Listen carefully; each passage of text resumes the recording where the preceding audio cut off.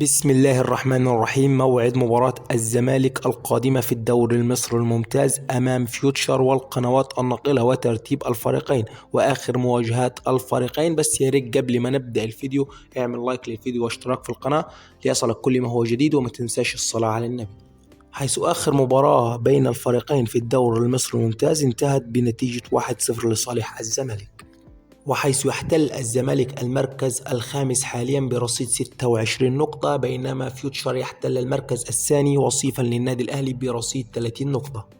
وفي حال فوز فيوتشر اليوم على المصري البورسعيد يصل إلى النقطة الثالثة والثلاثون ويبقى في المركز الثاني كما هو. وفي حال فوز الزمالك على غزل المحلة اليوم يصل إلى النقطة التاسعة والعشرون في المركز الرابع، حيث تنطلق صافرة المباراة في تمام الساعة 6 مساء بتوقيت تونس والجزائر والمغرب، 7 مساء بتوقيت مصر والسودان، 8 مساء بتوقيت السعودية، 9 مساء بتوقيت الإمارات وسلطنة عمان، من مساء يوم الأحد الموافق 29/1/2023.